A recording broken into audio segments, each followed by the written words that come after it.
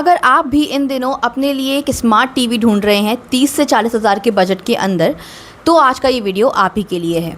आपको मैं बताना चाहूँगी कि इस बजट के अंदर आपको आसानी से 43 इंचेस तक के टीवीज़ मिल सकते हैं। और इस समय मार्केट में जो बेस्ट सेलर्स हैं वो 3 ब्रांड्स के टीवीज़ हैं, Xiaomi, LG और सैमसंग। और आज के इस वीडियो में हम रिव्यू करने वाले हैं यही 3 ब्रांड्स। तो अंत तक आप लोग ज़रूर बने रहिएगा ताकि आखिरी तक मैं आपको बता पाऊँ कि एग्जैक्टली आपके बजट में या फिर आपके यूजेज के लिए कौन सा टीवी बेस्ट है। नमस्कार दोस्तों, स्वागत है आप सभी का आपके अपने चैनल द गिज़्मो गैलेक्सी में। आगे बढ़ने से पहले एक छोटी सी रिक्वेस्ट रहेगी, अगर आपको ये वीडियो पसंद आता है या अगर आपको ऐसे ही प्रोडक्ट्स के डिटेल रिव्यूज़ पसंद हैं तो चैनल को कृपया सब्सक्राइब करें। ये वीडियो पसंद आए तो इसको लाइक ज़रूर करिएगा। कमेंट में जाकर के आप कमेंट्स कर सकते हैं, अपने क्वेश्चंस पूछ सकते हैं एक बार ये वीडियो देखने के बाद। तो आइए बिना किसी देरी के वीडियो शुरू करते हैं। सबसे पहले हम बात करेंगे Xiaomi के 43 इंच QLED टीवी की। पेपर पर देखा जाए तो ये टीवी उन लोगों को टारगेट करता है जो बजट में प्रीमियम पिक्चर क्वालिटी चाहते हैं।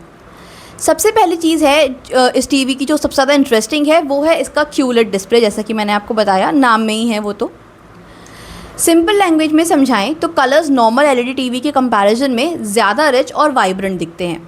अगर आप नेटफ्लिक्स, यूट्यूब या फिर डिज़नी प्लस हॉटस्टार पर मूवीज़ वगैरह या वेब सीरीज़ वगैरह देखते हैं तो ये वाला टीवी आपको एक बहुत ही अच्छा एक्सपीरियंस दे सकता है, बिकॉज QLED डिस्प्ले है इसमें, तो कलर्स वगैरह और पिक्चर क्वालिटी वगैरह काफ़ी अच्छी रहती है।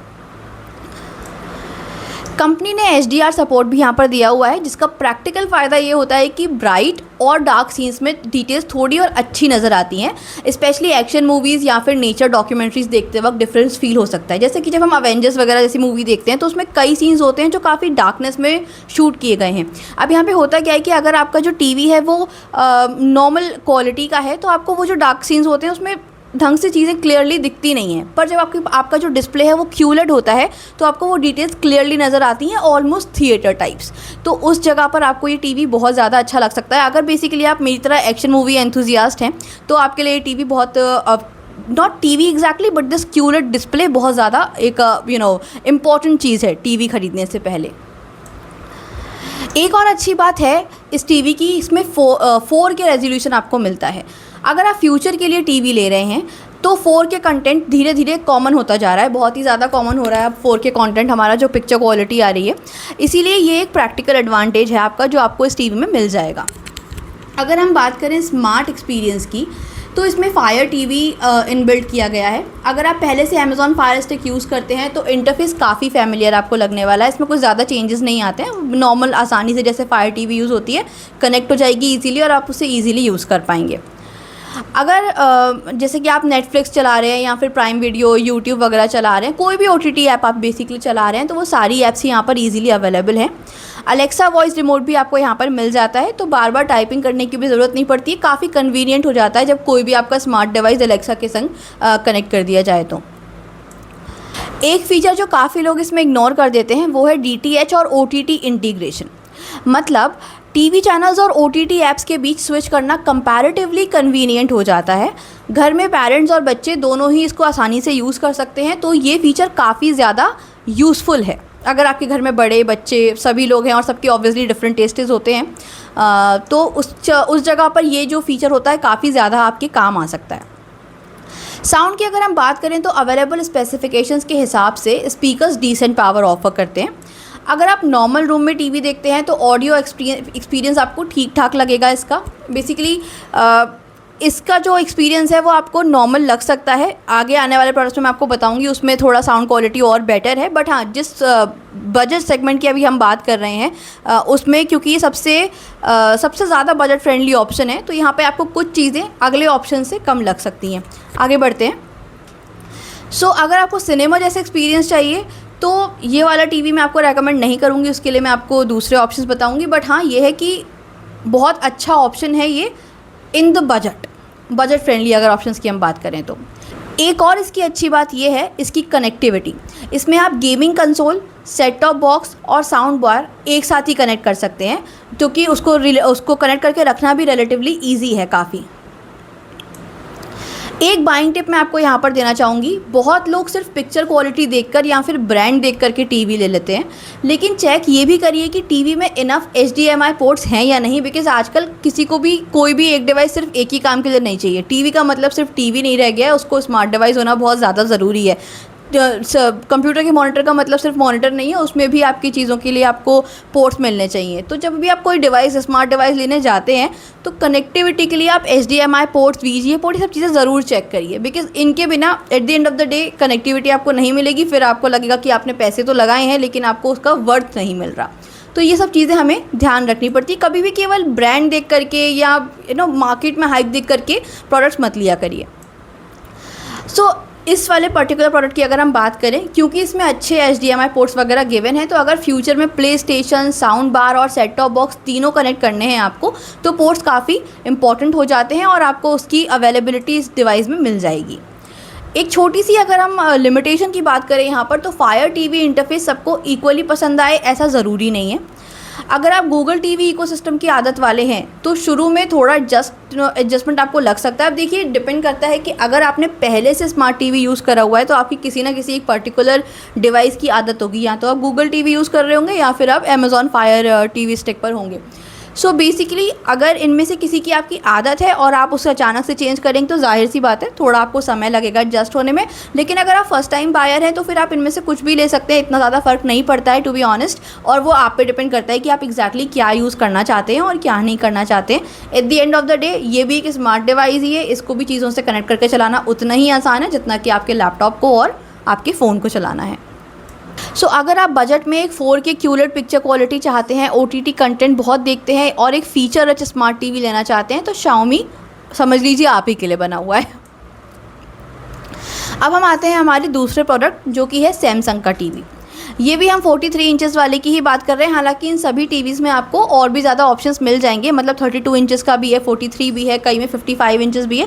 डिपेंड करता है कि आपको कैसा चाहिए, तो आप उसे अपने जब आप लिंक पे क्लिक करके जाएंगे पर्टिकुलर प्रोडक्ट के पेज पर, तो वहाँ पर आप चेंज कर करके चेक कर सकते हैं। फीचर सेम रहेंगे, साइज़ वगैरह चेंज हो जाएगा। अगर हम सैमसंग टीवी की अब बात करें तो ये फुल HD रेजोल्यूशन के साथ आता है, 4K के साथ नहीं आता है। इसीलिए अगर आप सिर्फ सैमसंग है तो ऑटोमेटिकली बेटर होगा सोच रहे हैं तो थोड़ा सा रुक जाइए, ऐसा नहीं है। क्योंकि ऑब्वियसली जब सैमसंग 4K देगा तो वो थोड़ा और एक्सपेंसिव हो जाता है, इसलिए इस बजट के अंदर फॉल नहीं करता। रेजोल्यूशन कम होने से खैर ऐसा कोई टीवी ख़राब नहीं होगा, बट हाँ जो 4K रेजोल्यूशन की बात होती है वो थोड़ी डिफरेंट होती है और ये आपको नॉर्मल फुल HD टीवी मिलेगा। पर ये समझना भी ज़रूरी है कि ये किस टाइप के यूज़र्स के लिए बना हुआ है।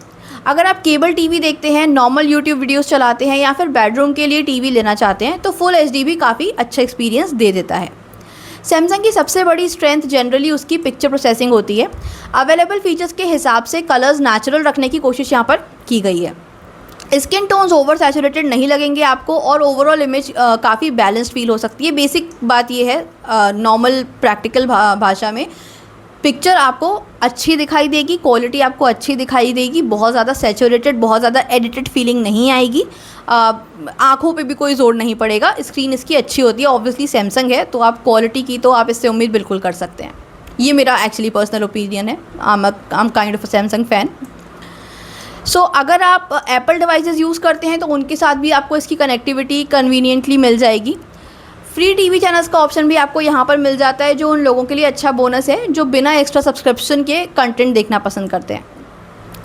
वॉइस असिस्टेंट सपोर्ट भी आपको यहाँ पर दिया गया है, इसलिए कंटेंट सर्च करना भी यहाँ पर काफ़ी ईजी हो गया है। ऑब्वियसली आपको वॉइस सिर्फ बोलना टाइप वगैरह करने की ज़रूरत नहीं है। तो मान लीजिए अगर आपके पास समय नहीं है या फिर आप नहीं चाहते हैं बार बार रिमोट वगैरह उठाना, तो आपके लिए बहुत आसान चीज़ है, सिर्फ बोलिए और टीवी आपका काम कर देगा।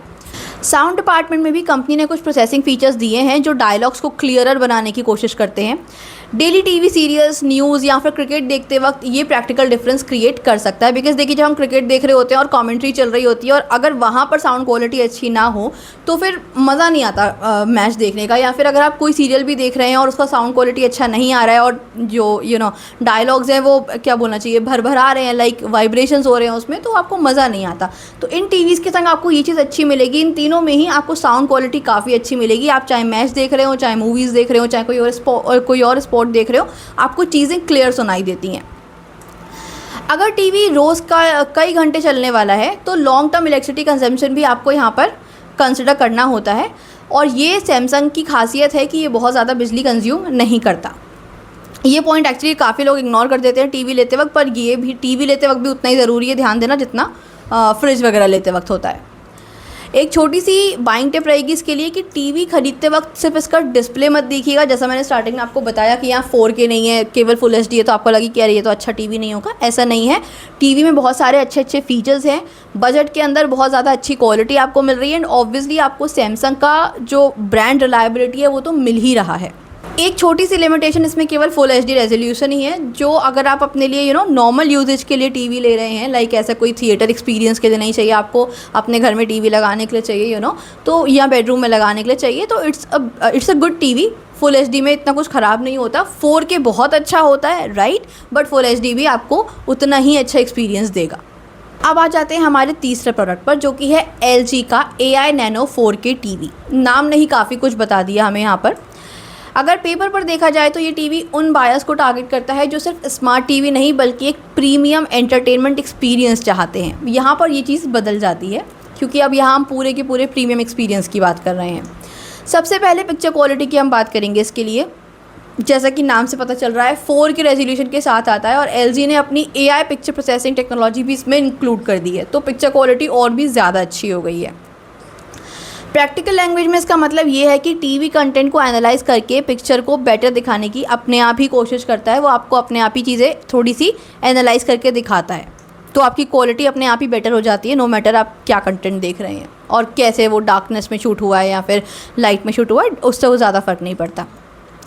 अगर आप YouTube पर पुरानी फुल HD वीडियोस देखते हैं या टीवी चैनल्स चलाते हैं तो अपस्केलिंग की वजह से इमेज कंपैरेटिवली क्लीनर लग सकती है। So basically no matter original video किस क्वालिटी में बनाया गया था, टीवी अपने आप ही उसको थोड़ा एनहांस कर देता है। मूवी लवर्स के लिए भी LG ने काफ़ी यूज़फुल फीचर्स यहाँ पर दिए हुए हैं। डिफरेंट HDR फॉर्मेट्स और फिल्म मेकर मोड का फ़ायदा ये होता है कि मूवीज़ डायरेक्टर के इंटेंडेड लुक्स के काफ़ी क्लोज दिख सकती हैं, लाइक आपको बहुत ही ज़्यादा क्लियर पिक्चर क्वालिटी दिखने वाली है। अगर आप वीकेंड पर नेटफ्लिक्स या फिर प्राइम वीडियो पर मूवीज़ बिंज करते हैं तो ये टीवी आपको ज़्यादा प्रीमियम एक्सपीरियंस दे सकता है।